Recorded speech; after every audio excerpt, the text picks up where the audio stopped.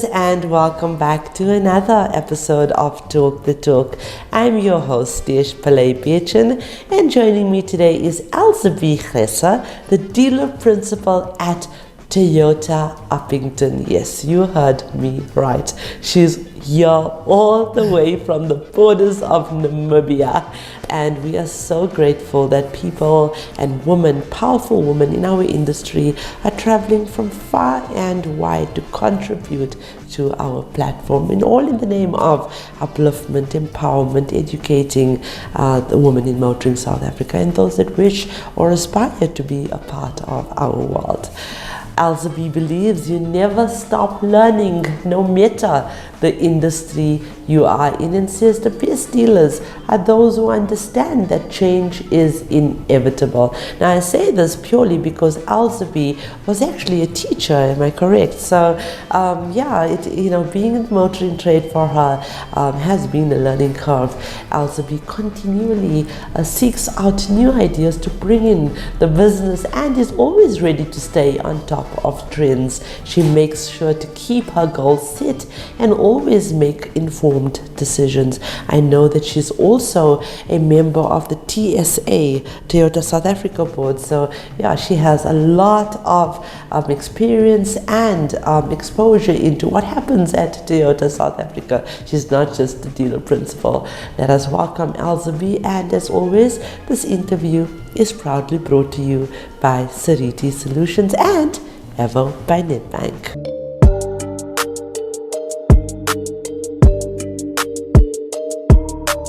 Hello Elsabe, thank you so much for joining us. Hi Deesh, thank you for having me. You're welcome. Such a privilege. Oh, it's an honor for me too.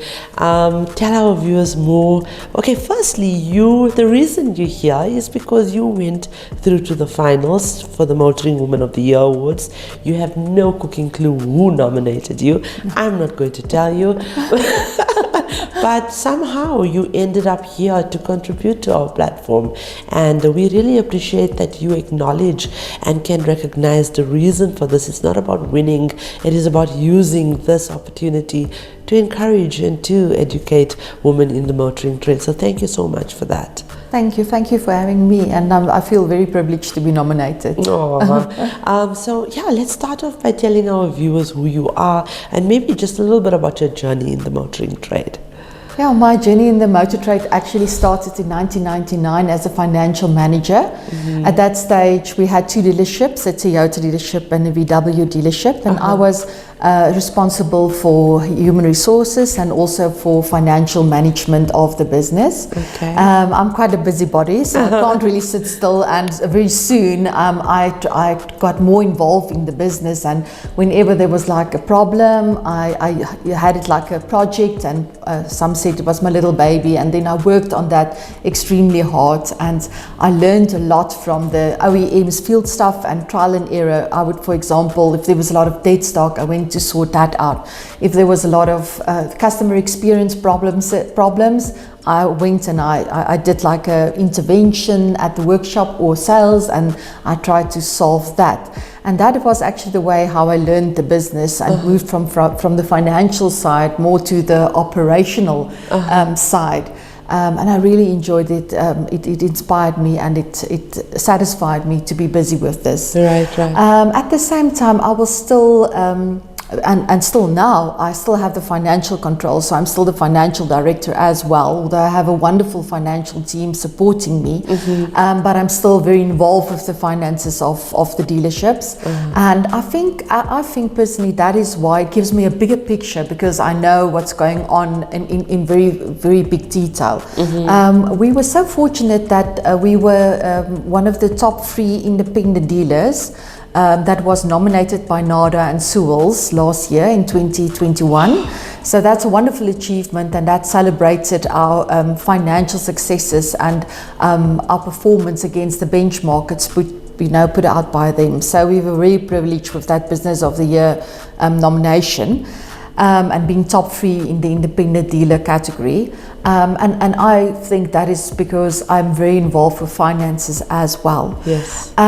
So in 2011, we sold off the VW dealership, and I became the financial director of Upington Toyota.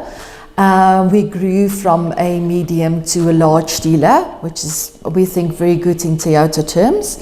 And we're happy with our situation like it was. We only had one dealership then. In 2019, we had the opportunity to have a satellite dealer in our neighboring town. Now, neighboring in the Northern Cape is like 280 kilometers away. Wow. Yeah, so that is sort of like neighboring and wow. here. There's one little town in between, that is Kennard, but Prieska is basically our neighbor. So we started a satellite dealer there. That was very exciting. I was very involved with the flows and the plans and the building. I love building and the building, of the building. So that was nice. And I was appointed as the dealer principal at Prieska Toyota in 2019. We were going for 6 months and COVID hit us all. Right. And we were quite taken aback by that, but we recovered nicely. And in 2021, we were then appointed as a full dealership. So from a satellite, which only does service and parts and automark, to a full small dealership. Okay. So we're very, very excited about that achievement. And then in at the end of 2021, I was appointed as the dealer principal at Upington Toyota, and I'm still the financial director of Upington Toyota and Prieska Toyota. So that's my journey in the motor industry, and I absolutely love it. I would never be anywhere else, because in the motor industry every day is different. Parts is different from new vehicles. It's marketing, it's inventory, it's every day is a challenge. It's customer experience. So there's so much fields to explore and to do better in. Human resources, empowerment of women, transformation in the motor industry, that's also very near to my heart. So I just love the challenges of the motor industry. Well, sure, that's a colorful, mouthful history of women. Listen, I think it's amazing, and I think your experience in the education industry, department or whatever it's called, you were a teacher, really played big into everything that you've done and developed in terms of your career in motoring South Africa. So that's amazing. What's your opinion, talking about transformation, what is your opinion about our platforms in terms of MWOTI, where you're a nominee as well, and Talk the Talk Studios, where we use this platform to empower? What do you think about it?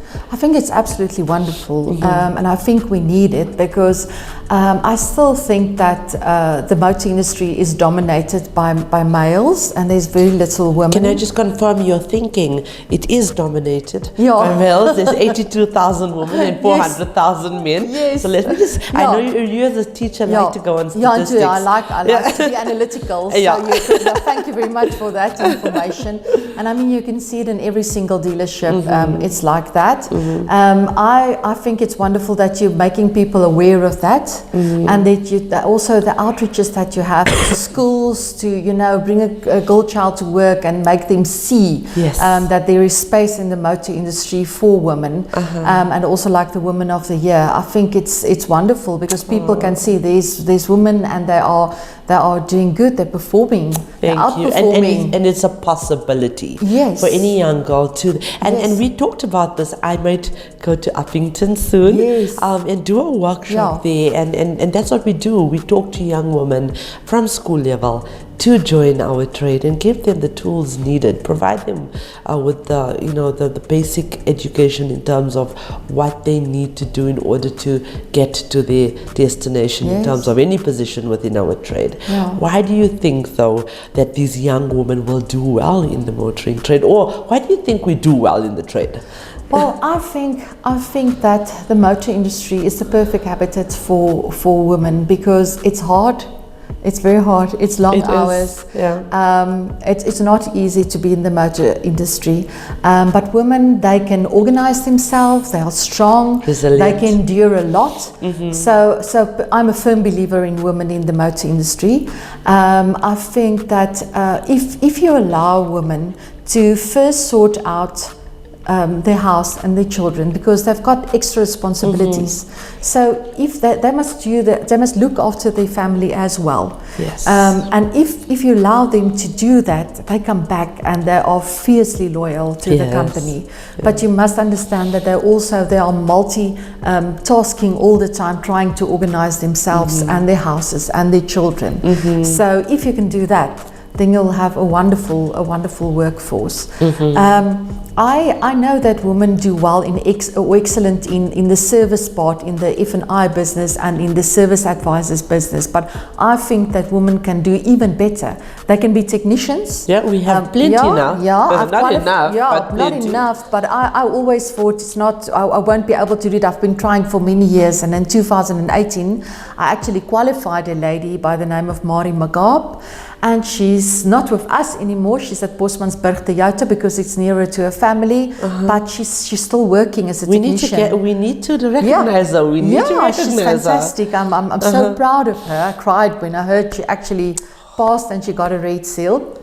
And for example, also I think in management, we had lots of sales managers that was female during the past years. I still have an Automark at the moment, an Automark manager, mother of 3 children, and she's doing excellent in managing her team. So I think women should go into management and also into the technical parts. I think that we must start earlier when the girls are in grade 9. I had a talk with our technical school's headmaster last week, and I'm going to visit their technical center. He invited me because the children, when they make their decisions about the choices for subjects in grade 9, they have to take technical drawings, they have to take maths, they have to take science, and some or other technical subject like electrical or motor mechanics to enable them to enter into the motor industry.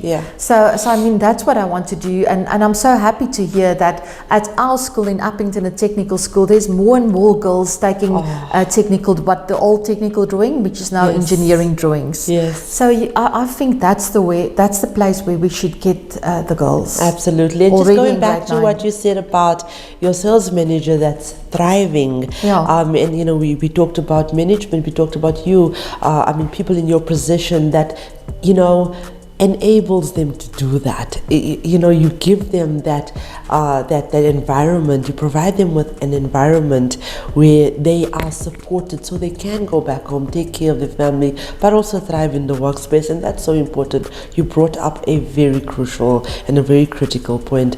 If you could do it all over again though, what would you have done differently in terms of your academic studies?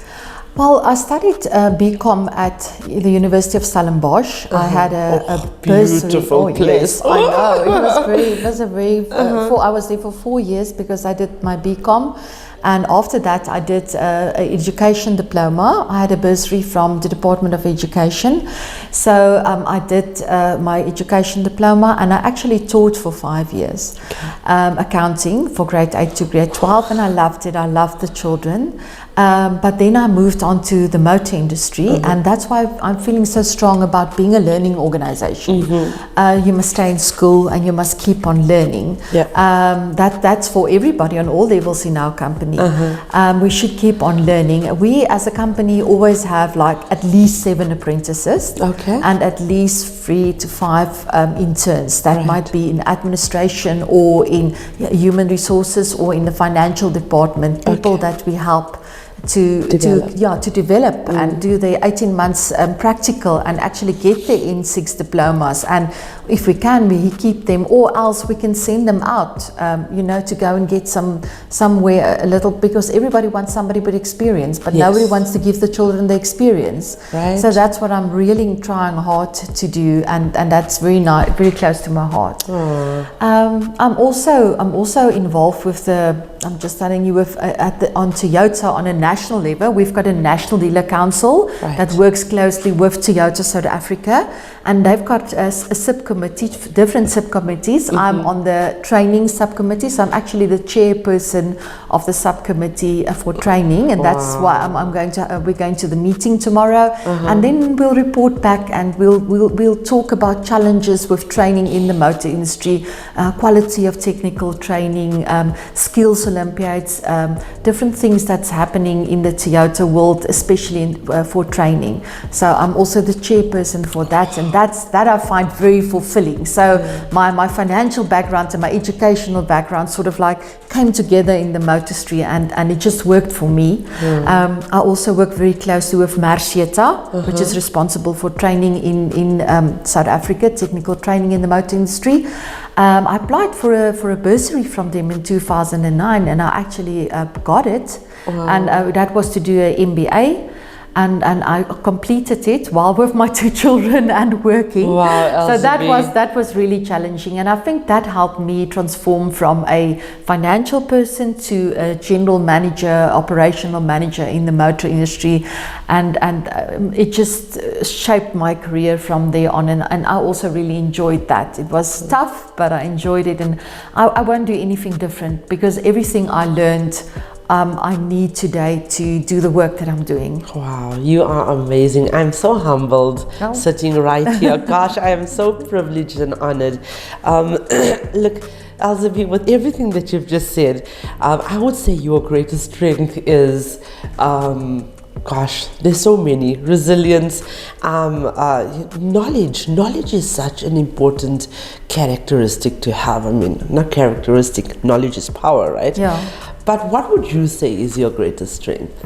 Oh, that's an easy one for me to answer. Optimism. Optimism and having hope. I'm just an optimist person. I can never ever see the dark cloud. I'm always the silver lining. I can't help that. And I never give up on a dream. And my greatest strength, I think, is not only my strengths, my dreams. I like to help other people chase their dreams. Yes. So my family also know, and people working with me, don't tell me your dream if you're not very serious about it. Because if I hear your dream, I will help you chase it. If it's to get a specific qualification or a goal or whatever it is that you want, I'll do anything to help you get that, and I will keep on fighting till the end. Before you leave me, I'm going to tell you all my dreams, okay? Okay. I'll be a dream catcher. Yeah, so I think anything is possible with the Lord. I'm a Christian, and I'm a religious person, so I believe that He will help me, He will assist me, and I can help, and I can stay positive, and I can stay optimistic. I'm hugely optimistic about South Africa, even though we have serious load shedding at the moment. I think there's going to be a solution somewhere, ons moet net vasbyt.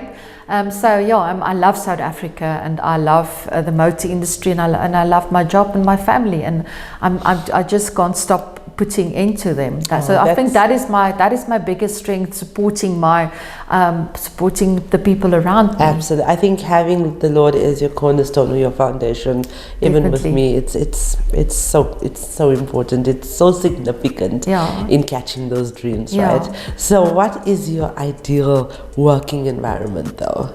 Back to work.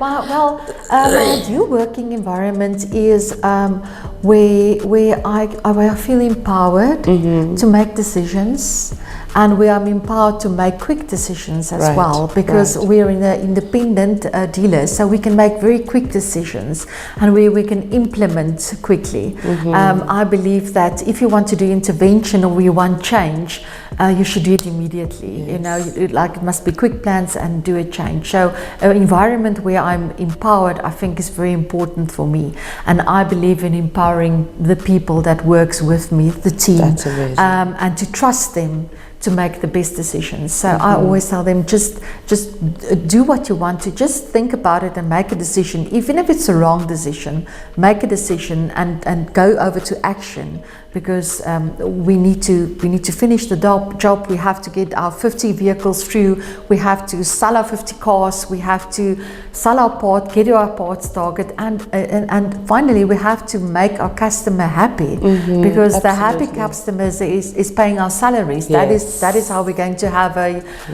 viable business. So yeah, I think empowerment in the workplace is what's important to me. Now, Elsabe, amongst being a mom, being a chairperson of the Dealer Council, director, dealer principal, an empowering woman, and working with schools as well, gosh, where do you find time for Elsabe?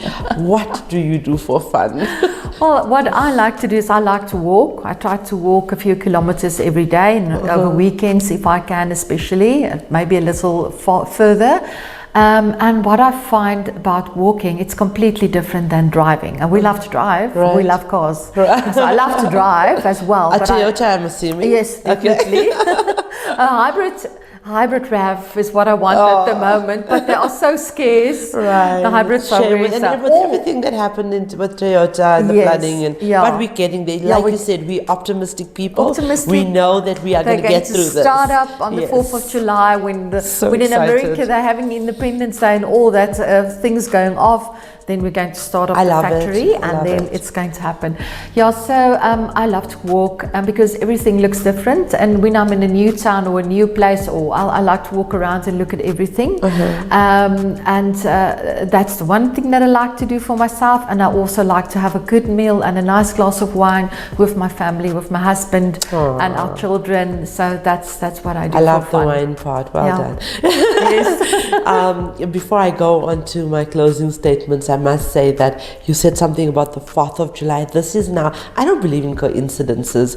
4th of July, Independence Day in America, but this interview is actually going to air on the 4th of July. I think so. That's great. Wonderful. Yeah, that's amazing. By that time, we will be receiving I could be wrong. I could be wrong because my cameraman, my crew is laughing at me, but I'm hoping. That's a big date for me, because hopefully then our factory will be back on track, and the Toyota factory also Toyota's back. Yes, that Toyota will be wonderful. I work with so many brands in the country, over 30. Toyota is very close to my heart.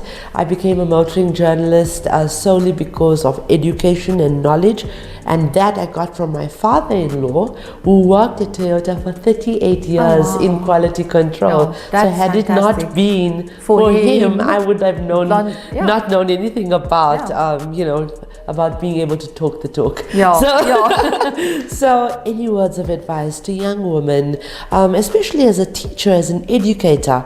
I'd like you to answer this question in terms of what advice would you like to give a young woman that wants to join the trade? I want to say go for it, girl. You already have the makings. There's a lot of opportunities in the motor industry. The problem is that it's not really out there that much. You probably won't see advertisement. The opportunities are very limited. So what I would have advised people is to find your strength. For example, if you're a friendly, organized person and you like to work with people, then you're probably going to be a good service advisor. If you're good with maths and also people, you're probably going to be a good F&I. Yes. If you have the right subjects, which I just mentioned, important, maths, physical science, engineering drawings, and a technical subject. It can be electrical, it can be motor mechanics, it can be one of those. Then you can enter the stream and go into be apprentice and be a motor mechanic, and that's what we need lots of. So look out to have that subjects. And then I wanted to ask you to go and knock on the doors, go to dealerships and ask to speak to the HR department, or try and get an appointment with the dealer principal or HR department, and ask them, please, you're interested, you want to get involved, is there any opportunities, can you maybe come and shadow their just be in their face. Because you don't know when there's going to be a turnover in the motor industry, or there's going to be an opening for an intern, and you might just be there on the right time, and get that opportunity. So that's what I would tell women is don't give up, go and try every single one, because you don't know where your entry point is going to be into the motor industry. I mean, I just would like to add to that actually, because you mentioned all of that, but you could be a motoring journalist in the industry. Exactly. English should be one of your strong subjects. Yeah, yes, exactly. And you know, when you talk about, you mentioned if you want that introduction, I have a network of women in HR, in the motoring trade. You are more than welcome to contact us. Yeah. My numbers will be up on the screen. Contact us and we will put you in contact with people like Elsabe, with people all over the country for that entry point. You have to find that starting point. You've got to find that starting point. Absolutely. And we are more than willing. We're not just talking the talk. We're going to walk the walk. Yes. We're going to do it together. So thank you. Anything you'd like to add to this conversation? I just want to say I know you're on your way to the Eastern Cape to go and assist with the tragedy that happened there. So I'm thinking of you, praying for you. I hope you can assist that people, because I know that is also very near to your heart, to help people with coping with things like this. So thank you for that. Thank you. Thank you so much, Elsabe. Thank you so much, viewers. Thank you so much for watching, commenting and sharing our interviews and our content.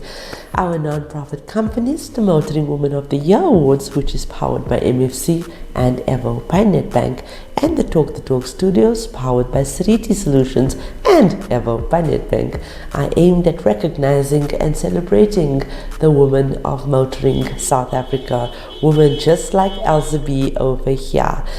We are not just telling stories, we are changing lives. Together, we aim to empower and uplift the women of our trade. For those of you that are searching for your new ride, please visit www.otto.evo.africa. We have thousands of vehicles on sale for you to choose from, and we only advertise on behalf of reliable and trustworthy MFC accredited dealerships. This car listing portal is incredibly user friendly, and you can also find vehicle reviews and car maintenance tips and advice, all courtesy of the Talk Studios. Ladies, there are no secrets to success. As you just heard now in terms of my conversation with Elsabe, it is hard work, resilience, optimism, which we just spoke about. It is the result of preparation, hard work and learning from failure, and nothing in the world is impossible to a willing heart, and a strong foundation in terms of belief and faith in God, right? Absolutely. So the future belongs to those who learn more skills and combine them in creative ways. Learning is not preparation for life. Learning is life itself, and change is the end result of all true learning. Remember to develop a passion for learning. If you do, you will never cease to grow. And with that, I would like to remind you that the question isn't who's going to let me, it should always be who's going to stop me.